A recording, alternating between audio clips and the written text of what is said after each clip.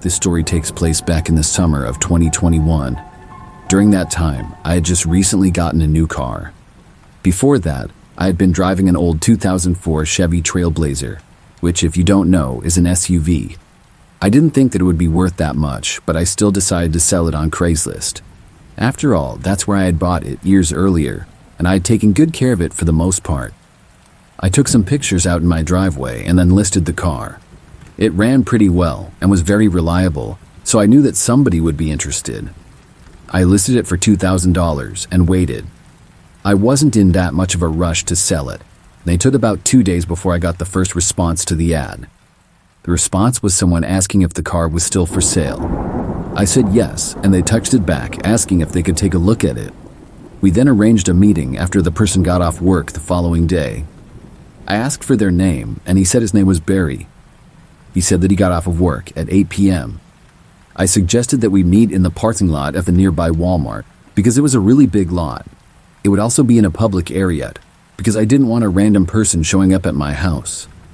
Barry agreed, and the very next day, I drove out to the Walmart, which was like 5 minutes away from my house. I got there early and looked around the parking lot. I told him that I was in the very back corner, and he really couldn't miss me. The parking lot was always empty in the back half or so, and was often used for truckers or sometimes RVs to park overnight. The first red flag happened before Barry even showed up. I should have drove away right then and there. He texted me saying that he was there and asking what my car looked like. I was thinking, seriously? You're the one interested in buying the car and you don't even remember what it looks like? I gave him a description, gray SUV in the back corner. He then replied saying that he saw me and was driving over. I looked around and watched a much newer looking car approach me. It looked to be a red Ford Focus that was only a few years old. He parked right next to me and I watched a man get out. He was younger looking, maybe 30, and had dark brown hair and black glasses. I got out of my car and walked over to him. We met out front of my car and shook hands. I told him some basic information on the car as he looked at it. Less than a minute in, he asked me if we could go for a test drive. I said yes, and Barry got into the driver's seat of my car, and I got into the passenger seat. I noticed that he was on his phone a lot in the short time since he had gotten out of his car. Something just seemed a little bit strange about this guy. When he started driving, I asked him if he knew this area and he could drive on some roads close by. He said that he knew it well, and we left the Walmart and headed to a quieter area. Barry went down a road that I had only been on a couple of times. There was a somewhat quiet road with a speed limit of 35. There were some patches of woods here and there and some buildings that seemed to be industrial. During the drive, things were pretty quiet. I talked about the car for the first couple of minutes, but Barry didn't really respond or say anything back to me. I remember him looking at his phone once while driving, and I told him that he shouldn't do that. He was like, "Oh, sorry," and then he put it away. I asked him how he thought the car was driving and if he liked it. He just said yes, and it was good. After maybe 5 minutes of driving, I was starting to think that we should head back. That's when Barry suddenly began slowing down. He then pulled off the road suddenly and into this really crappy looking parking lot. There were kind of woods on both sides leading into it, and the parking lot had tons of potholes and looked to be for a warehouse. When he got into the parking lot, he drove in a little ways and then stopped the car. I noticed that there was one other car in this parking lot. I thought at first maybe Barry just wanted to turn around in there, but when he stopped the car, I was really confused. Barry then shut off the engine and took the key out of the ignition. Then he opened up his driver's door and started to get out. I was really confused and just watching him, wondering what was going on. As he was getting out, he then suddenly yelled at me to get out of the car. I looked to my right and saw 3 men getting out of the other vehicle that was also in the parking lot, and the 3 men were walking towards us. They were maybe like 50 feet away. These men started walking at a fast pace, and Barry stepped out in front of my car and then waved at me to get out. I heard him yell at me to get out of the car again. I knew that I was in trouble at that point, and I didn't know what these guys wanted, but I realized something quickly. My car had 2 keys for it, and I had brought the spare just in case I would have sold it that night. It was in my pocket. After Barry saw that I was not getting out of the car, he started walking over to my passenger's door. I figured that he was going to try to force me out. Meanwhile, the other 3 men were now only about 20 feet away. I reached in my pocket and felt on the key for the lock button for the doors. I pushed it, and when Barry got closer, I moved over into the driver's seat of the car. He reached the door and tried opening it, but it was locked. In that moment, I quickly put my spare key into the ignition and started the engine. Barry had the other key still and would be able to unlock it if he got it. When the car started, I saw him reaching into his pocket and saw the other men start running. As soon as the car was started up, though, I put it into drive and slammed my foot on the gas. The car jerked away from everyone, and they gave chase on foot for a short time before I sped away. I then made a quick U-turn, as the men were now running for their vehicle. I drove out of that pothole-filled parking lot as fast as I could, and then back onto the road. I took the very first turn that I saw from that road, and the men were not able to reach me in their car on time. I didn't see them behind me and was able to get away. I went straight back to my house, and when I made it back home, called the police and reported the whole thing. I told them about the car at Walmart that Barry had left and gave as much information as I could. I later found out that the car Barry used to get to Walmart was found still there and came back as stolen. I'm not sure if Barry and those other guys were ever found. I know that I'm just really glad that I had the spare key with me and was able to get away from them.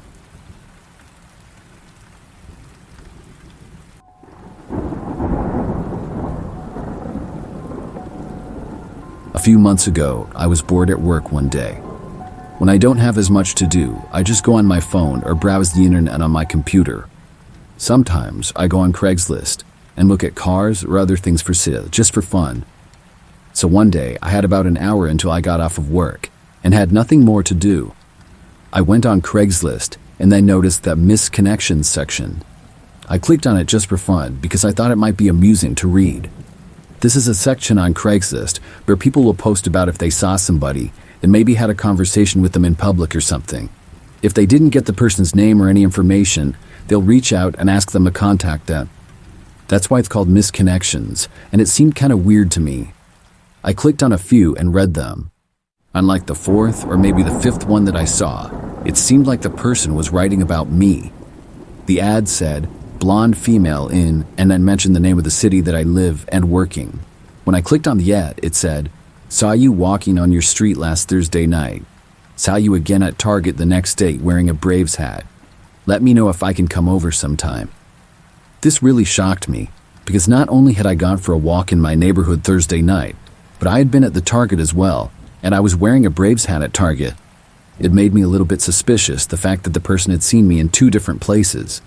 Were they stalking me? That's what was going through my head immediately, but maybe it was just somebody who lived in my neighborhood, and it was a coincidence. They were definitely describing me, I knew that for a fact, but I decided not to answer the ad. I finished work for the day and then went home. I lived by myself in a smaller house in a fairly busy street. One of my best friends, Avery, came over after work. We would hang out quite a bit. After she came over, I told her about the Craigslist post. I decided to show it to her, so I got my laptop and logged on. When I got to the Missed Connections part of Craigslist, I saw that there was now a new post in. The title said, Blonde Woman in, and then mentioned my city again, Part 2. This post was very recent. In fact, it had been made less than an hour earlier. It said, I saw you leaving work today. Hope you see one of these ads and get back to me. Avery and I looked at each other in shock. This was very crazy, and this post indicated that whoever it was possibly stalking me. We both ran to all of the windows and looked out into the street in case the guy was out there somewhere, but we didn't see anything strange. I had never noticed him watching me. My work parking lot is pretty large though, and has lots of other cars in it. It would be easy for somebody to do so without being caught. For the next couple of days, I was sort of worried. I checked Craigslist multiple times, but there were no new posts. I also paid close attention to my surroundings, but never noticed anything out of the ordinary. It would be difficult unless it was obvious, but I was never followed or anything like that. But then one day, when I got home from work, I was moving from my kitchen to the living room. When I got into the living room, I saw a car parked sort of in front of my house. I got close to the window and looked out to see if I recognized it. I did not, but no more than 10 seconds later, I saw the car drive away. I didn't get a good look at the driver though.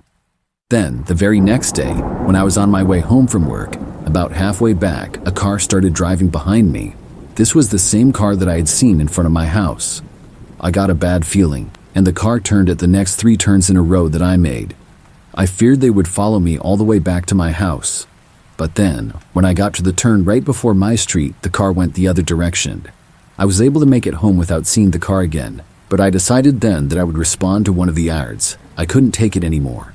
When I was home, I dialed onto my laptop and contacted the person. I asked them why they were seemingly stalking me and asked them to please leave me alone. After I sent the message, I hoped that the person would either reply and have an explanation or actually just leave me alone. I waited and went on with the day. Several hours later, at 9 p.m. or so, I checked again. There was no response from the person. I closed my laptop and went into the living room, but that's when I noticed the car out front again.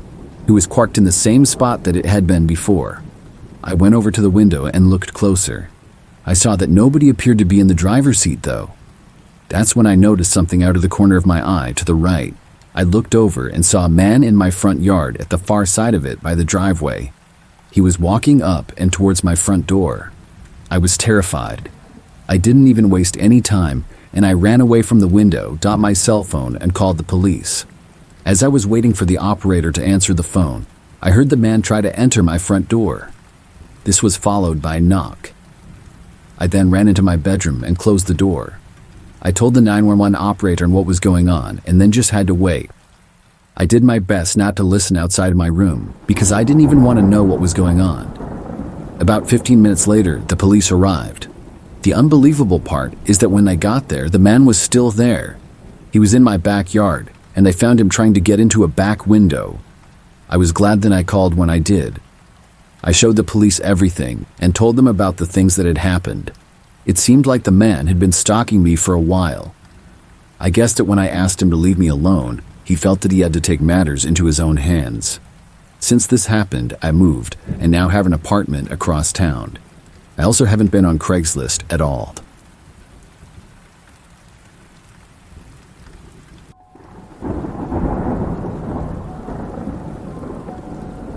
When I was in college, like most people, I didn't have a whole lot of money.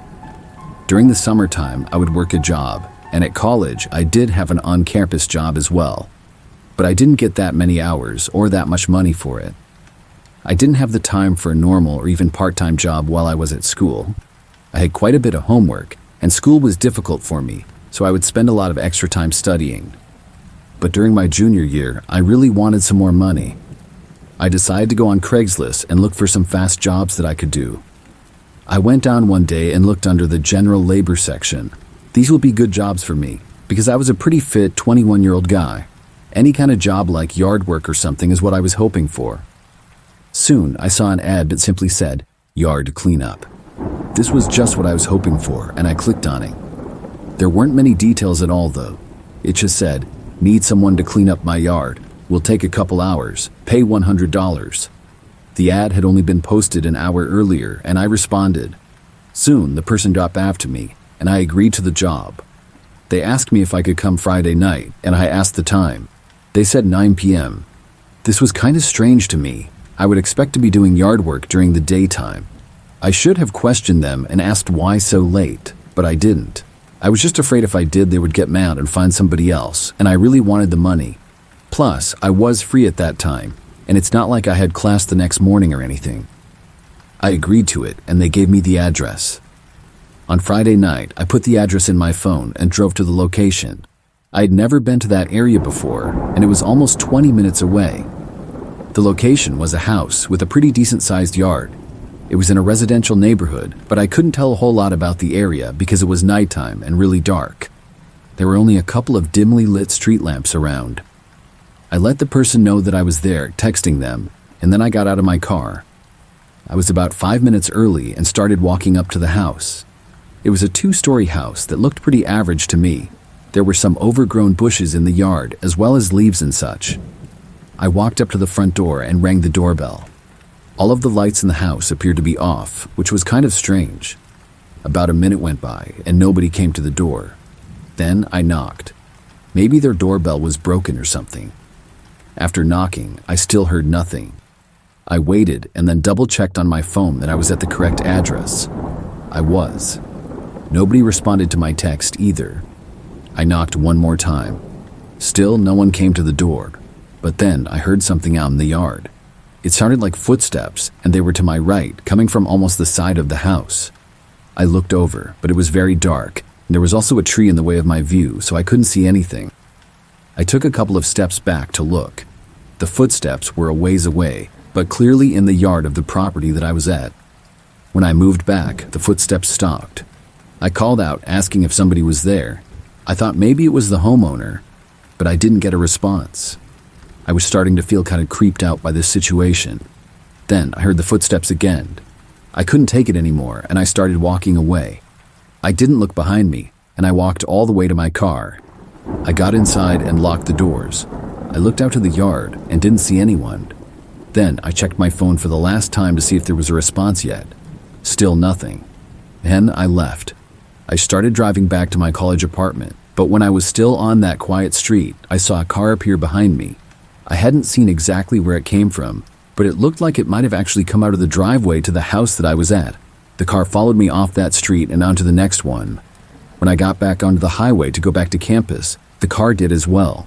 It stayed with me when I took the exit too. By then, I was getting really suspicious. I kept driving though.